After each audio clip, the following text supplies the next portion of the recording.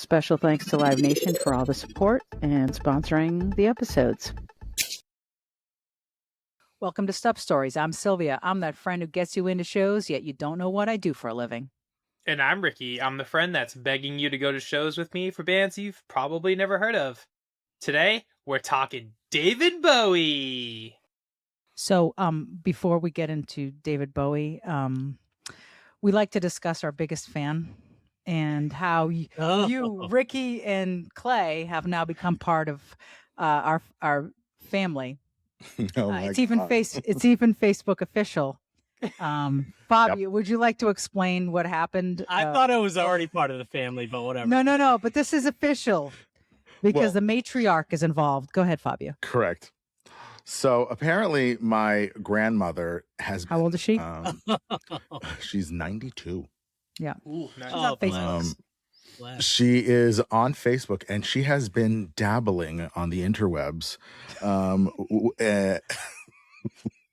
Facebook there, keeping herself entertained. And she felt the need to share a photo of all of us. But it's her profile photo. It's her profile photo? It's her profile photo. Oh, so if you go and you look up Olga on the thing, it will have, it's us in front of Tavern in the Square, the four of us. And everybody's going, oh, beautiful. And it's like all her friends commenting on our photo. And there's like a massive birthday cake in front of it, apparently. So I don't understand. This is the greatest clip of all time. What? Yeah, I'm screenshotting this right now to put it. This is the best. That's the absolute greatest way to start anything. Yeah. It's an honor to be your grandmother's profile picture. I'm going to send it to the group chat right now and to the Stub Stories. I don't even know what my profile picture is on Facebook. I don't check my... People think that we're now brothers. It's everybody's birthday. Check it out. I just texted it to you. It's a lovely kind of the Stub Stories birthday though. Like we launched at the beginning of the year. So nice. Oh yeah. Oh yeah. There's a giant birthday cake. Yeah, and that's her profile photo. And maybe you go friend request her. I love. Then and then at some point, your photos, your personal photos, will become her profile photo. So it'll be great. I love that. Wow! Shout out to Olga. Thank you very much for being our number one. Bless you, Olga. Thanks, Grandma. Thanks, Grandma. Thanks, Bobo. Thanks, Tia. Yes, well. Wow. Portuguese pride. When did this happen? Like what? 2-3 days ago? Yeah, I got everybody was taking screenshots and sending them to me, including you, and I'm like, I don't. Cousin group chat was quite lively the other day, and like she's at it again. Now we are now. I was her, and again, not to toot my own horn, toot. Fabio and I were her profile photo 2 weeks ago when she changed it, and it was at your brother's wedding, and it's actually a really good photo of us. So she continues to use Fabio and I because apparently we're the favorites. Sorry, Nina and Tiago and every other child in the family. I'm so happy that my grandmother doesn't know what Facebook is or how to use it or anything about computers, because it would not be as adorable as your grandmother using Facebook. This is the second time we've mentioned her. Remember, we had the Lady Gaga episode. We had her picture featured with the photo. Yeah. Oh yeah, Joanne. For Joanne. Yeah. With the hat. So that's her. And put the photo here and the other photo here. And so shout out to Olga. We love you. Thanks, Olga. Best. So I guess we can go into the episode now. Does Olga like David Bowie? I don't think she knows David Bowie. Who is a Portuguese artist? Yes, like, clearly. Roberto Leal or George Freida, she would know. Or I'm sorry, she likes Fado. She's a big Fado person. So if we did a Fado episode, she'd all be about Amalia Rodriguez. Amalia Rodriguez. That's her. She's like a super fan. She would tell you. Yeah. So anyway, but not David Bowie. She'd be like, who? What? But you know. She's the one person in the world that would know. She's allowed. She's okay. She's okay. She's fine. Man who sold the world. So, I mean, I guess let's talk about how David Bowie is, Ziggy Bowie, Soul Bowie, Thin White Duke Bowie, and I'm going to play Foxborough Stadium Bowie when he was in Boston. And then obviously the last concert was in 2004. So there's a lot of connections with Boston. And I've attended a Bowie show. I don't know if any of you have. I was going to say, has anybody seen Bowie? I have. You're the one out of us that's so lucky. You're only the second person I've ever met that has seen David Bowie, which is very weird. Like, even like I remember the first person I met that told me they saw David Bowie, and it blew my mind because I didn't like this person at all. I worked at a gas station when I was like right out of high school. So many things we're learning. Yeah. I'm not a car guy at all, and everybody that worked there were like mechanics and like car guys, and the only thing was it a self-service gas station? No, it was full service. So I was like the guy that ran out and like pumped your gas, and then we like didn't have gas for a couple of years. It was very weird. But one of the guys that he worked there for a little while and then he stopped, but he was always hanging around, was a big music guy, and we would talk about music all the time. And he's like, I bet you never saw David Bowie. And I was like, nah, man. I was like 17. I was like, I definitely haven't. I mean, it'd be cool, but I had no money to go see David Bowie. This wasn't like a Palladium show. And he's the only person I've ever met that I know of that has seen David Bowie until today. And I found out you saw David Bowie. Yeah. So we can go back to like the first time. I wasn't even born when I'm old. But David Bowie played Boston before I was born. He played the Music Hall, and in 1972, and the Music Hall was the former name of the Wang Theater, so the Wang Center before it got renamed. So, so that was the first time. Then he came back in 1974, then 1976, but then in 1987, he played Sullivan Stadium, which was not yet Gillette Stadium. Right. So that was the biggest tour in the area that he did. So Stadium Rock. And then he came back again, 1997 to the Orpheum Theater. And that's when our friend Melissa, who's the biggest Bowie fan we've ever met. Huge.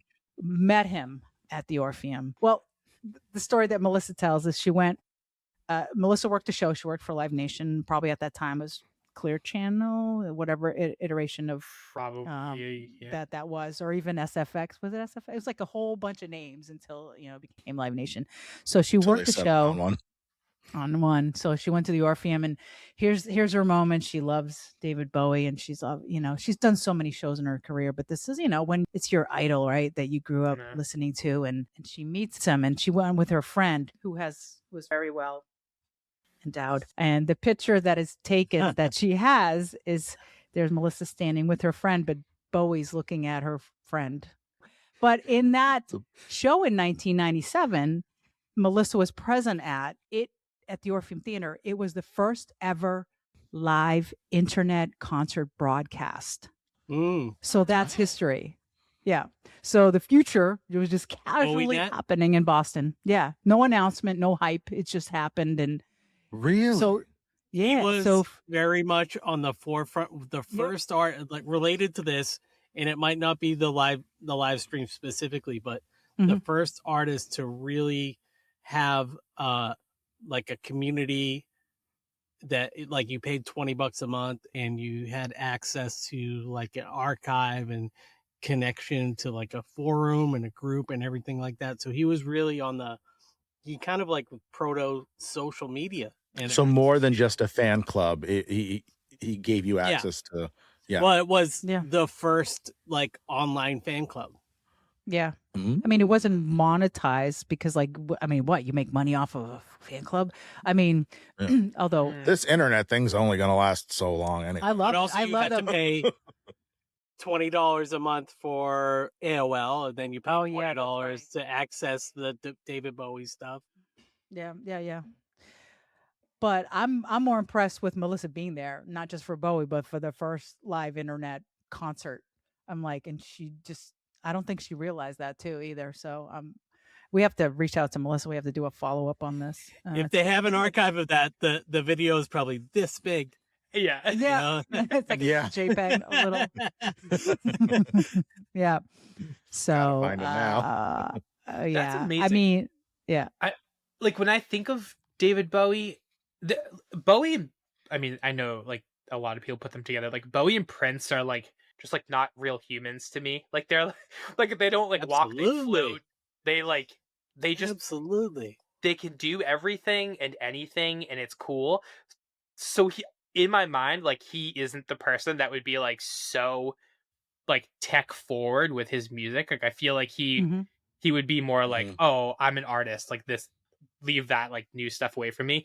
But I mean, it just shows like how incredible he was, and how I mean, he like lived in the future forever, really. Here's a tie-in, because obviously I'm involved in all the Jack Kerouac stuff, and everything comes back to Jack. But so a lot of people don't know that Bowie was an avid reader. He had Bowie's book club. Like that was his thing. Like I think his son still does it.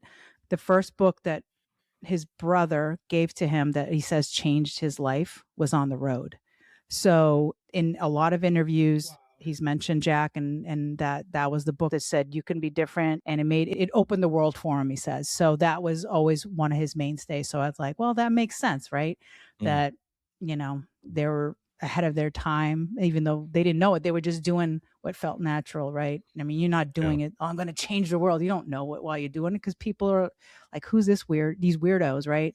And then you appreciate it later going, oh man, you just redefined a whole generation. Even the way that Bowie dressed, like that inspired Madonna. I'm sure Prince, that he was the first to really take that to that extreme, and to make a show like like it's not just like a concert, it's a performance where you're dressing up and you're changing costumes, and it's a whole thing where you take your fans on this ride from like a story from beginning to end. It's not just we're gonna sit here and just play some music. It's a whole story experience. So really, and then going back to Melissa, she had never gotten a tattoo before, and her first tattoo was actually of Bowie after he passed, and I just remember Black Star, right? I think Black Star, that was on her arm. But so I mean, even if you think about his exhibits, Bowie he not only impacted music, now it's a whole cultural thing, right? Like you have exhibits,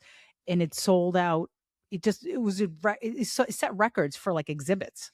Like I think the latest one's in London, like his archives now, and you can go there and check it out. And now I'm looking for inspiration for Jack's museum. Like that's Fabio, let's go on a trip.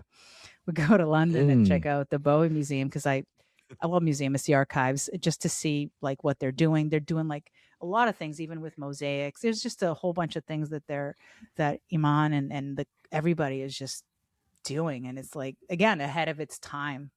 So I'm really interested in seeing that. You would call in a different way than the word is used now. He was like a 360-degree artist. He was a painter. He went to art. He went to art like a technical school and studied art and design. He was a prolific writer, an artist, a dancer, an actor, crazy musician, loved soul music, loved Little Richard. Like that's how he got into music, was Little Richard and Elvis records, and just continued to transform himself right to the very end. And then going back to Melissa's tattoo, he dropped his Black Star album, and then a few days later he died. And like that, even doing that, the act of putting out that album, knowing he wasn't going to be around anymore, and surprising the world and saying goodbye with like a love letter, is just so sweet and incredibly, as we are talking about an artist that's no longer with us, and we always do talk about that, but like that's an artful way to go. Like everything he did was artistic, and he did a lot of drugs and stuff too. But like, like he was that was his inspiration, But he painted and went to the Alps and studied art, and just an amazing guy.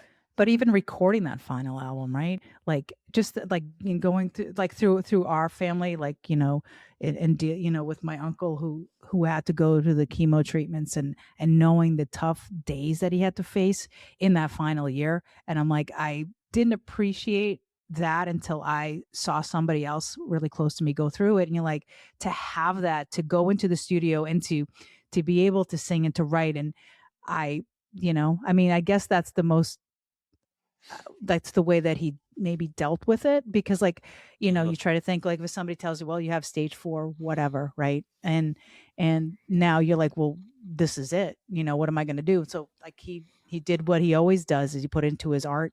So maybe that's what kind of drove it. But I mean, it's hard, no matter like what drives it, it's hard, because it takes a lot out of you. And then seeing those pictures of him, how much he lost weight, and just the energy that it takes to do it. I give him, I already respected him, but now it's like, that's just, he went out the way that he wanted to go out. Didn't tell anybody that, in the media, I should say. I'm sure obviously his family knew, but he did it his way. Right. And like, that's all we kind of hope in our lives, is like, we get to choose. Most of us don't. So a funny thing that I found out too was exactly what you're saying, Sylvia, is even after Black Star, there's demos that we'll never hear because he wanted to have even another. There's songs that he wanted to do something after Black Star. Like he was like still working on it. Like he was going to work until he was no longer around anymore, and we'll never get to see that stuff. But he was working on more. Yeah, I wonder if his daughter would release it, because she's a musician too. Like I've seen like some of the Instagram videos that she's posted. I'm like, oh, you have that gene. Like, she's really, really good. And so it'd be interesting to see if she ever would do anything with it. I mean, she's still fairly young, but it'd be interesting to see that. I love, like, it's the whole thing with Prince though, right? Prince never wanted to release those demos. And like, sometimes you wonder when his estate did release them, would he have liked it? Because like, I struggle with that too, with the Jack stuff. Would he have liked this? I don't know. When people say, well, Jack wouldn't have liked it. Well, do you know that? You just kind of, yeah, no one knows, we don't know. But it'd be interesting to see if that would ever be released, because that's just, I'm sure even besides those demos, there's demos from way back when that we've never heard. Like, I'm true of all these artists, so. Mm-hmm. But yeah, so when I went in, it was actually, the anniversary is coming up, is March 30th of 2004. Wow. And that was a reality tour, and that was TD Garden. Nobody knew that was going to be his final full tour. So, and that was the last time that Boston got to see him on stage. So I'm like, wow, I was there. And you don't know. That's why when we say on this podcast, if you get a chance to go, even if it's see the legends. Yeah, just go. Because like, you don't know. I mean, obviously life is pretty short, but like, these artists, they're not, even if they're around, they won't be touring forever. So definitely, if you can go, even if it's a shitty night out or whatever, get there safely, but go and do it. Be responsible. Be responsible and go do it. Yeah. So anyway, I really wish I was able to see him. Him and Prince are probably the two. Mm-hmm. If you could get into a time machine and go back, and like, I bounce around with like different artists for that, because I'm like, oh, the Clash, like, like I go to see Elvis. Yeah, like Elvis would be cool, but I'm like, it's always been the Clash or Prince. And then after like kind of diving into Bowie the last couple of weeks, like knowing we were doing this, I was like, I don't know, man. I feel like that would probably be like the most fun night of my life. Like, yeah, I'm with you. Those are two really good ones. Yeah. How about you, Fabio? Fun fact here, actually, David Bowie and Elvis actually share a birthday. Oh yeah, that's right. That? Oh, wow. January 8th. Yeah. Wow. A little bit. What I know about today. Every once in a while. January 8th, 1947, David Bowie. Every time, what I do know about Bowie is that a lot of my favorite artists have always mentioned him and have stated that they were inspired by him, or a piece of work or art or something that, that moved them to get them into the career that they are. Gaga has long said for a long time that he was one of her main influences. Mm-hmm. And not that I don't have any of his music. I'm being honest, I don't have, but I have heard his stuff, and it has always intrigued me. And when I started like looking into this for this episode, he was, I mean, talk about having a busy mind. Like, you know what I mean? Like, he had so much going on all the time. It was as if like the pressure valve couldn't open up enough to let it all out, you know? And it was really interesting seeing how like he was really all about like his different eras of like who he wanted to be and how he wanted the music to feel. You know, it was almost as if like he needed a character to help express how he was feeling for this album or for this era, or, you know. And I mean, I find that for the time, it seemed like that was groundbreaking. You know, they weren't really doing that, you know what I mean, to completely like switch up your identity, you know, for an album, you know, for a tour, and then a year or two later you're the complete opposite. I think it was in doing some of this research, Ziggy Stardust, and then the the character that came after Ziggy Stardust was the thin white Duke. Yep. White Duke. Talk about a 180 like like flip, you know, in characters. And I didn't realize, I honestly didn't know that this character of Ziggy Stardust that he was giving to us only lasted for like about a year and a half. When I was little, I thought there were two different. I didn't know that Ziggy Stardust and David Bowie were the same person. I thought it was a different artist. For a while there, I thought there was like exactly there was two different people, but like no, it wasn't. And I'm like, I was amazed. And it just goes to show you that his level of dedication of what he wanted to share and with his music and with all of us, of like, I am this person here now, but for this album, I'm going to be the complete opposite, you know? And he gave it all, you know what I mean? Like he gave, and it wasn't also, it also wasn't like, the dedication. That's what I'm getting at. I'm not saying that like the different Taylor Swift eras are contrived in any way, but like his was like a natural, like he was his brother was dealing with schizophrenia, so he was always talking about like, you know, now we would say mental health issues, but he was like working it out in his art. And then like, you know, he had when in 1969 when we went to the moon, you know, he saw Kubrick's my favorite director. He saw 2001 Space Odyssey. He made Space Oddity, and then he had Major Tom. And then in the 80s, like he's like revisiting these like characters, you know, all throughout his career. And then he's like, he buries Major Tom after dealing with his own like drug abuse and stuff for a while. And he goes, funk to funk, like ashes to ashes, like funk to funky. We know Major Tom's a junkie. So that was like him like killing off that Major Tom character and then like moving on to like all these other different things, like you were saying. Just an amazing artist. Yeah. I imagine him in the age of internet, right? I mean, you know, if it was like social media, right?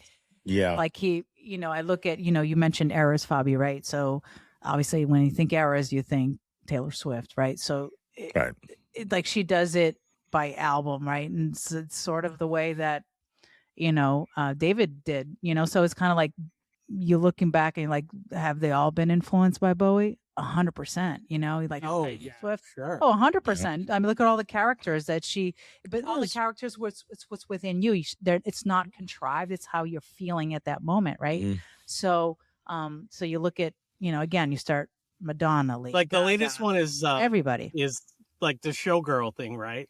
Like her latest record, like that's absolutely like, you know, partially inspired by like a Ziggy Stardust. Yeah, that's totally Ziggy Stardust. It's very theatrical, but it's cool.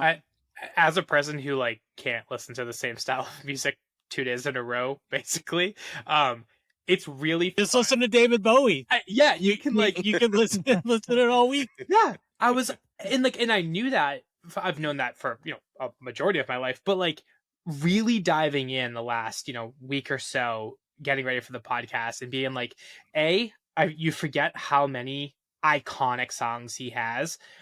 And So then many. even when you get like, when you kind of wrap your head around that, you're like, wait, like, there's like the punk era of David Bowie, and it's like Queen Bitch and Jean Genie, and those sound nothing like, Fame and Golden Years. And you're just like, but I love all of this.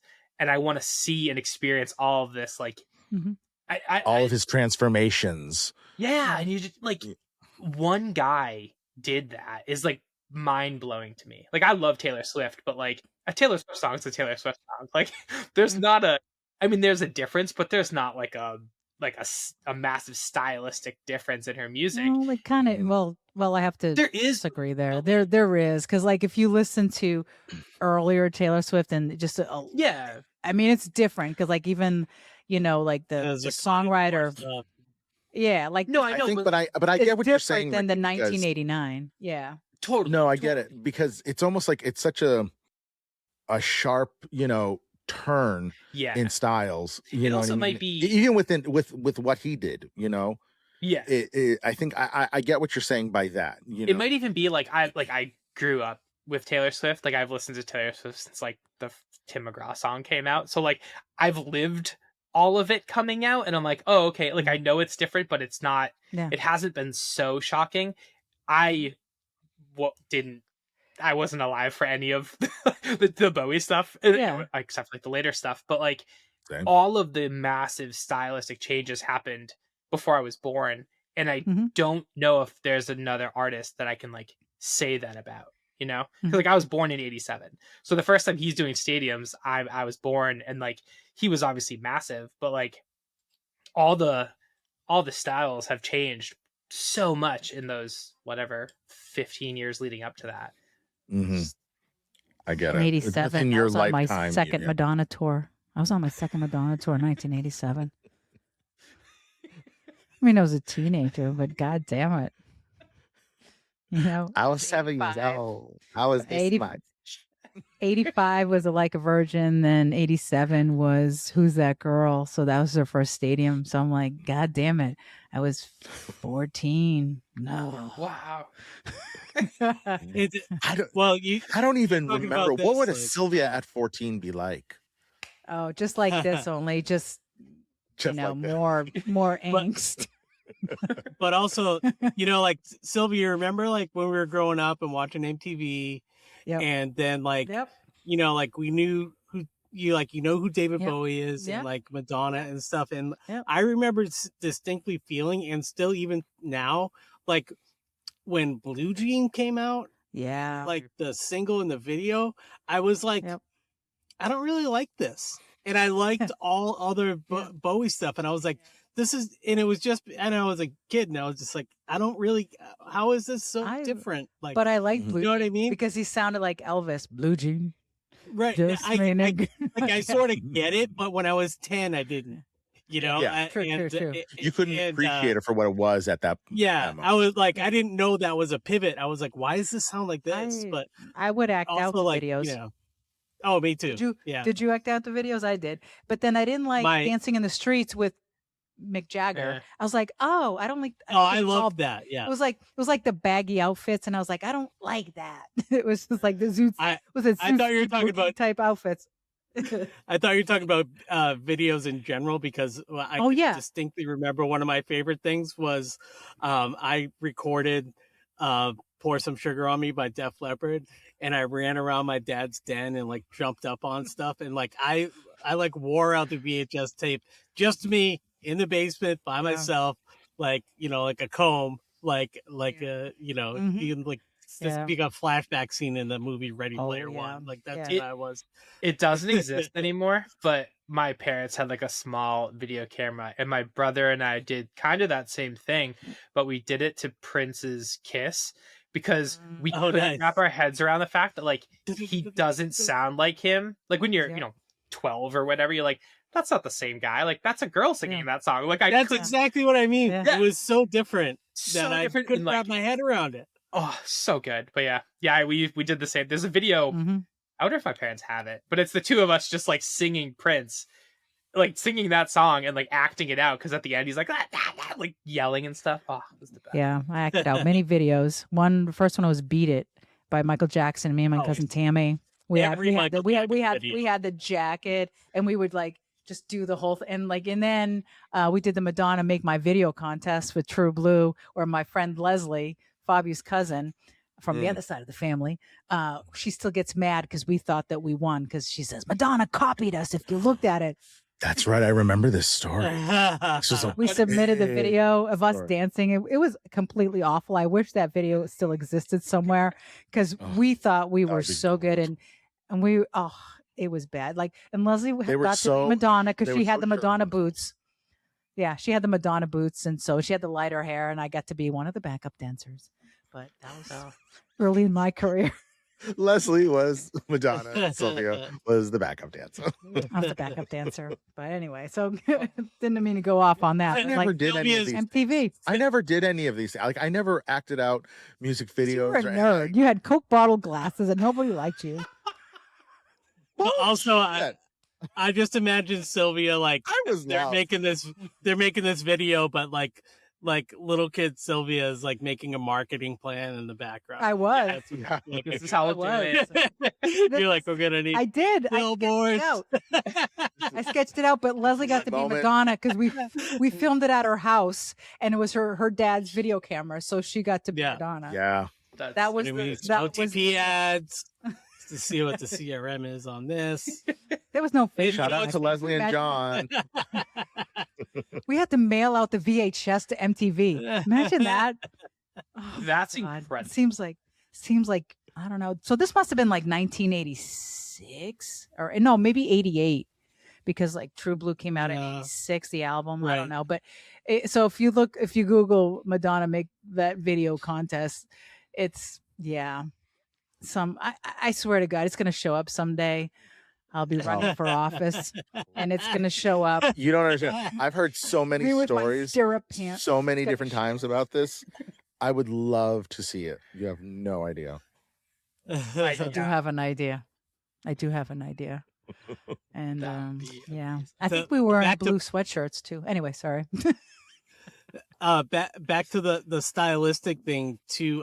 Just like we're talking about, like all the different like eras and of this, but he was always really influenced by R&B and soul, and then like so he comes out with the R&B record. I mean, like a lifelong love of it, studied it, and then kind of like the British sort of way when he comes out with Young Americans, he calls it plastic soul, because he's like, I'm a white guy, I can do this too, and it is like, I call my style of soul is plastic soul, and guess what? That's some of the best Bowie stuff right there too. Oh yeah. Yeah. So before the pandemic, I went to New York City and I did the David Bowie walking tour.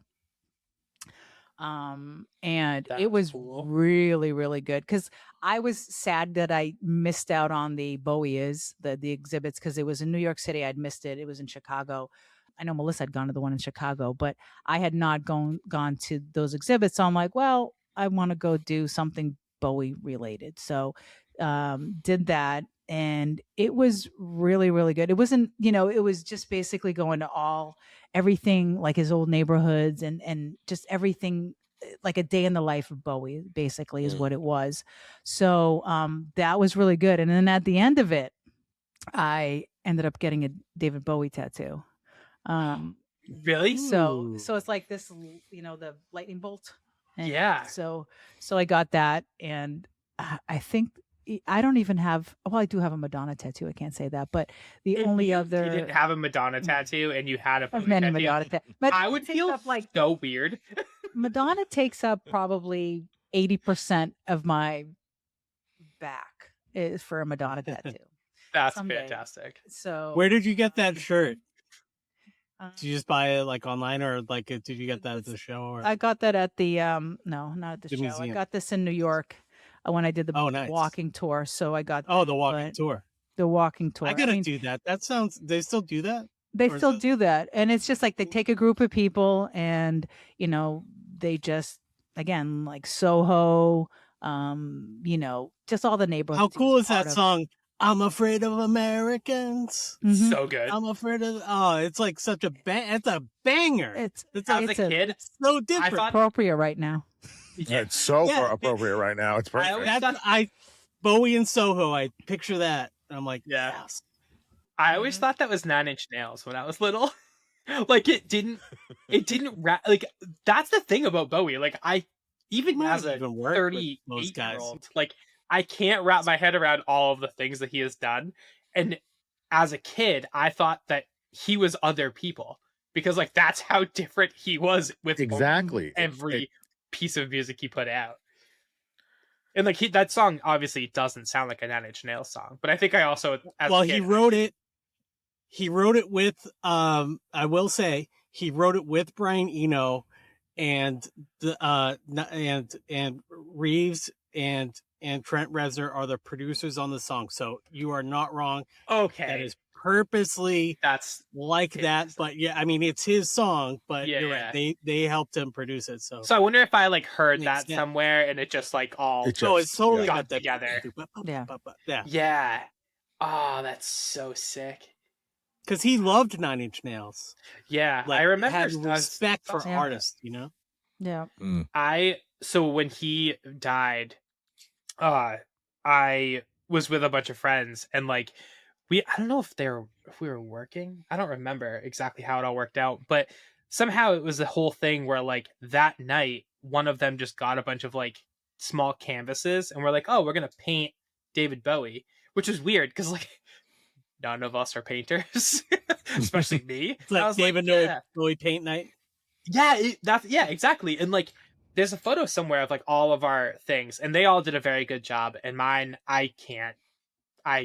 So mine's just kind of like a bunch of colors like all mixed together and I was like, honestly, it's kind of how I feel about David Bowie is like I can't draw him or paint anything, but like when I think of him, it's like everything is like a mixed bag and that's kind of what mine was like a mess. But like looking back on it, I'm like, oh no, like I'm kind of happy I did it that way. I wonder if I bet Bowie would have liked your painting if you said Thank that's you. what it, that's what Hell it makes yeah. me An feel like. homage. Yeah, A there's true gotta be a photo on somebody's Instagram of those. I'll have to see if I can find them. I'll send it over. Put it here. You'll be able to see which one's mine. Sure. It's very bad. Oh, it's He so bad. actually It's good. passed away. He passed away like 2 days after his birthday. Yeah. Yeah. Yeah. Crazy. Yeah. Yeah. Yeah, because we were On the recording 10th. around that time and we talked about it on the last episode. Go listen to our other episode. What? We had other Oh, yeah. episodes? Yeah, the one before this. Wait, what? This is not a bubble? There's more than this? Wait, you're trapped. Major Fabio is trapped. Put your helmet on, Fabio. Put your helmet on. Yeah. Helmets. I feel bad that I don't have a hat on. Like everybody has a hat on today. Oh, Well, I have a Yeah. branded hat to Oh. Yep. the merch store going. Showing some love. Fabio and I. mine's a Dr. Fauci hat Oh, that I've had for years. there you go. That's Such a random hat of Dr. Fauci. that's weird. but great. It was like I love it. It was dirt. It's actually fun fact. It's the Was first... this a handout when you were getting your COVID shot? During No. the pandemic? No, I It definitely was a surprise. I definitely paid for this. There's a a cookie and a hat. No, there's a company called Ebbets Field Vintage, and they make like Mhm. old wool baseball hats, like from a million years ago. And every once in a while they do like a non-sports related hat. So during COVID in 2020, they did this line of like 50 or 100 Fauci hats. So it's like Fauci's head is like a Mhm. like a woven on patch. It's like a wool hat, and on the back it says "wash your hands" like over the back I part. like that. And so I bought it. All the money was Good donated. advice. Yeah, right. All the money was donated to I don't even remember what charity it was. But it's the first piece of merch I ever had delivered to our house. So we bought our house in August of Nice. 2020, and I think this came out. This might have even been like a pre-order, and I like had it shipped here or something. I forget how it worked, but it was the first piece of merch I ever had delivered here. Still have it. Well, I better still have it. It was very expensive, and it's very nice. Hats. Hats. I don't know what else to say about Bowie except he's amazing, and I wish there was more Bowies in the world. You know, I wish we could trade. Have you guys all seen Labyrinth? Have you guys all seen Labyrinth? Yes. He's been in great movies. There's a horror movie called The Hunger. It's like a gothy thing. You know, our friend and Melissa's friend, you know, Chris Ewan kind of keeps the tradition alive, has Heroes every week at Ray. Or I don't know, it's weekly, but monthly. He also goes to the boat. What is it? The down in P Town that you go to. Right.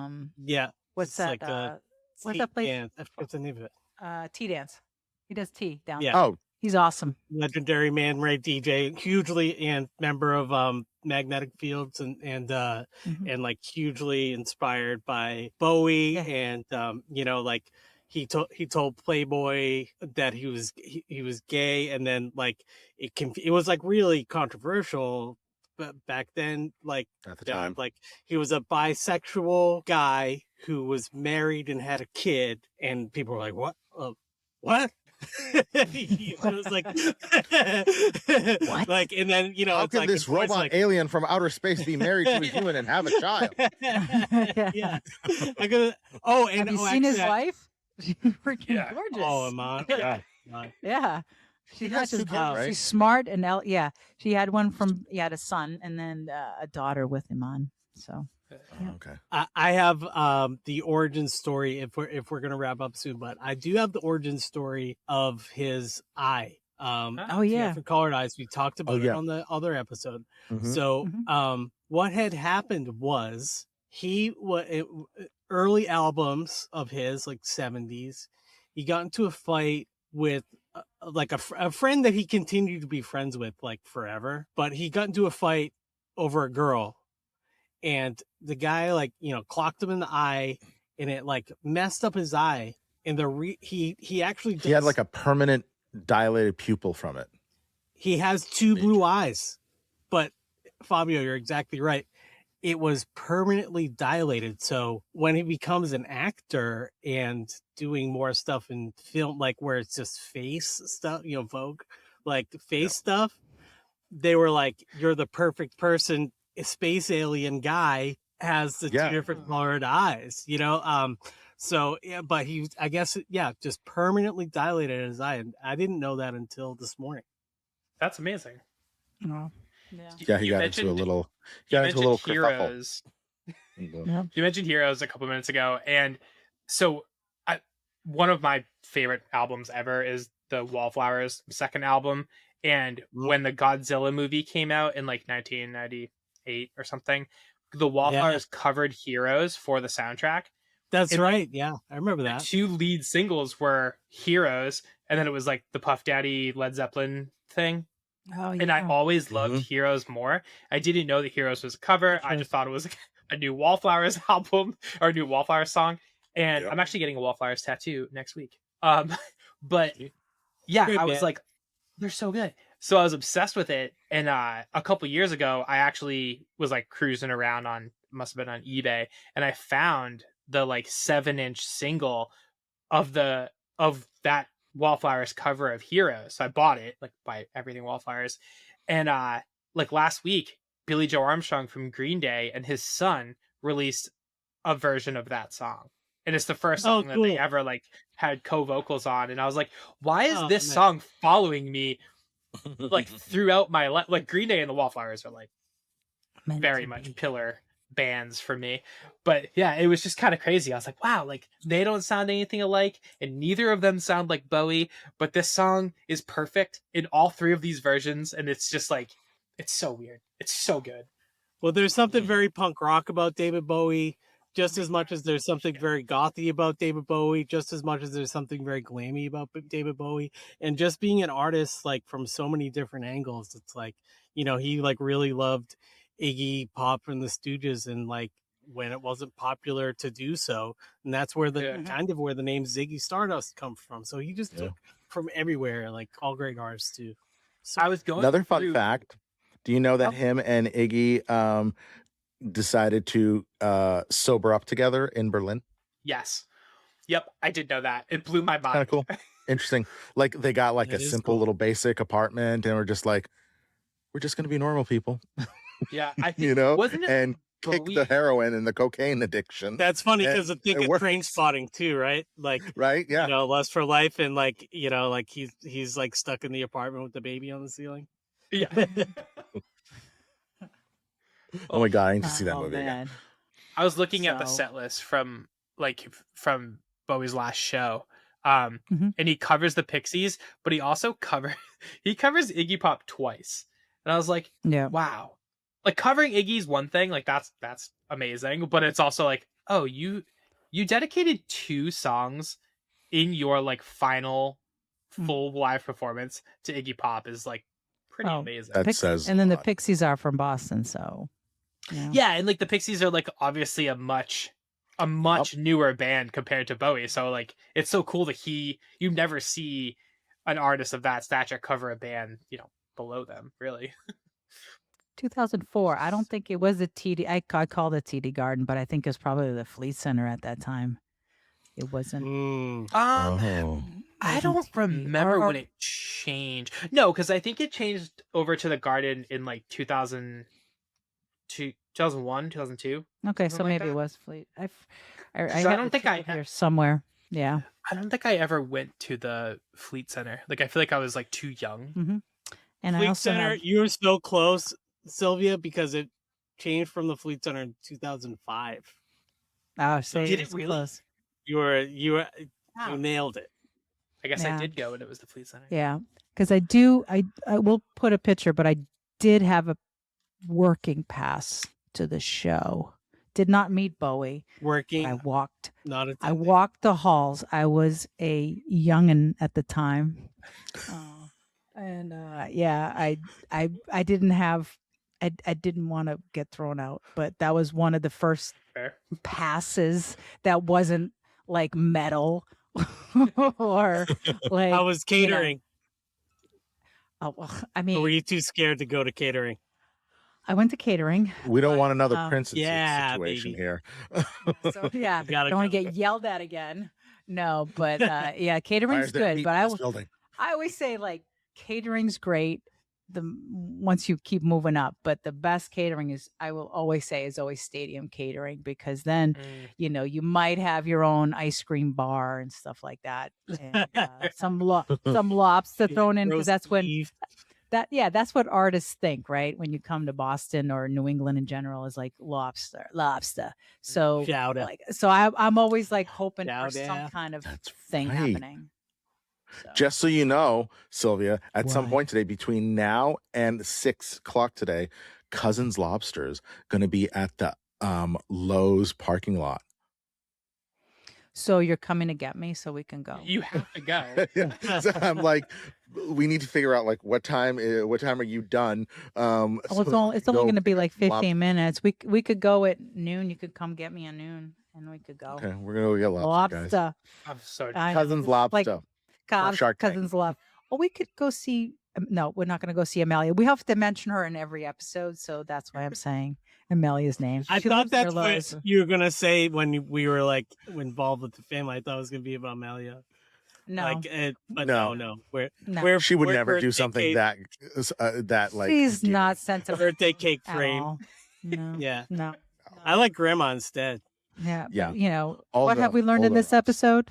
That the matriarch of our family has accepted you two as her own grandchildren. What do you call her, Nona or something? Or? No, I call her Tia, because she's my aunt, and he calls her Vavo. Vavo, because grandmother. She's my grandmother. Yeah. Okay. And so I think you guys just call her Tia, because just call her Tia. aunt. Yeah. Okay. Tia. Okay. So Tia. That's it. So Tia Olga. So we learned about Tia Olga. We learned that Bowie influenced everybody. So when people are like, well, we mentioned who's, she wouldn't know who Bowie is. So we can take that and apply it to this generation who's like, oh, that guy who dressed like weird on stage. Well, you know what, buddy? It's the like even the rappers, everything you're listening to today was influenced by something before.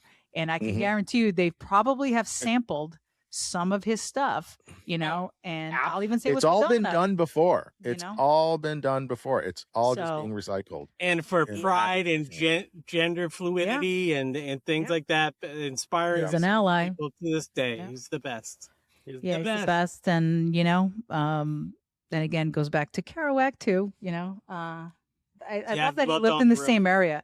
He lived in the same area that On the Road was written, which I think is pretty cool. And maybe he loved the book. Maybe that was intentional too. But that's also where all the creatives lived, right? When Jack was in New York City with Allen Ginsberg, who was one of his best friends and is also, obviously very gay. So I mean, that's just that area, I would never say this on mic, but I'm more of a Ginsberg guy. Sorry, Sylvia. Well, some people might not agree with you. Me. No, I love all the. It's getting hot in here. I love all. See his Facebook later. Clay's gonna be cut out of it. Get a picture out. It just like censor me. I'm more of a deep guy. But it's okay because I do love the Ginsberg estate. It's actually Alan's turning out would have turned 100 this year. So we're actually I've been talking to the guy who runs the estate, Peter, and he's fantastic. So and if we didn't have Ginsberg, we wouldn't have all these photos of Jack either. And he was a big inspiration to Jack. So they all go hand in hand. So when I say Jack, I mean, I feel like it's all his friends that I'm promoting. When you say Jack, you say the Beats. You're saying the Beats. He's the one. There's a few that were kind of, I wouldn't defend on some things. But That's so anyway, that's a story for another day. Maybe that's another episode. Oh, the beats. Yeah. Well, don't get me talking about spoken word. We'll be here all day. Yeah. Anyway, that's something. But we can't. But we can because we gotta go. We got lobsters. It's so over. We got. So gonna roll credit. Get some lobster. It was a great thing. What did we learn? We learned Olga loves the Crew. We learned that Bowie influenced everybody, and when I attended that show in 2004, I should have appreciated more because I didn't know it was going to be the last time. Even though he stopped touring. You never know. So, I mean, what are you going to do? You got to keep moving and keep becoming what you want to be. And like Bowie said, if you're going to leave beautifully. So. Oh, that's so sweet. But no, like me, it's going to go, it's not going to go beautifully. Yeah, that's horrible. Shut up. Just don't leave. Just don't leave. Stick around. Okay. All right. So I guess that's the episode for this week. If you have a Stub Story idea that you want to share with us or even comment on an episode, email us at info@stubstories.net and be sure to follow us. Where, Ricky? Well, we're everywhere, but primarily YouTube. Like, subscribe, share, tell your friends. Instagram, and I'm going to relog us into TikTok, and we'll be back there. And Fabio, what you want to tell us about stuff we got going on for giveaways? We have some new giveaways that are going to be coming out this week for the month of March. Month of March. Where are we? So always check out our giveaway page on our site, stubstories.net. So and grab Clay, some tickets. And Clay, what do you? Scavenger hunt. We had depending on when this episode, we had a huge snowstorm here. So our scavenger hunt was is delayed a little bit. But like Fabio said, always, no matter when you listen to this, always go to our website. We have scavenger hunts every month. We have giveaways all the time, rolling throughout the year. So it's great to be with you, and you can just go to Fabio's grandmother's Facebook page. She doesn't need more fans because it's going to be bad. No, but just go Friend there, request. download the profile picture, and then in solidarity, just make our picture your profile picture. Yes. I love this idea. Then we'll know our fans. That's what true stuff do. You might win. Don't say that. That's such a horrible thing. Don't say that, Stubbies. But we're Stubbies. I hate it. Stop. I hate Stubbies. Then it's staying in forever. Yep. I can't with this. All right. So, and also, if there's an artist or something that you want us to cover, or if you want to be on the show with us and debate us, talk, unless you're going to debate Madonna, then I don't want to hear about you. So, so do it. info@stubstories.net. Well, I'm pointing at the bottom. What is he pointing at? I'm like, pointing what to is happening? Yeah, The I don't crawl. know what this was. Yeah. The crawl. This is the most amazing That's episode. an edit thing. Yo, I got a meeting in like a few minutes, guys. I gotta go. All right, we gotta go. Bye. Thanks. everybody. Bye. Arrivederci.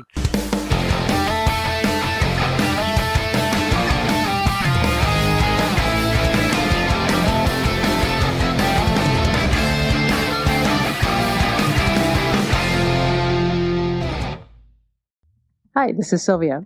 And I'm Ricky, and we are Stub Stories. Please follow us everywhere you listen to podcasts.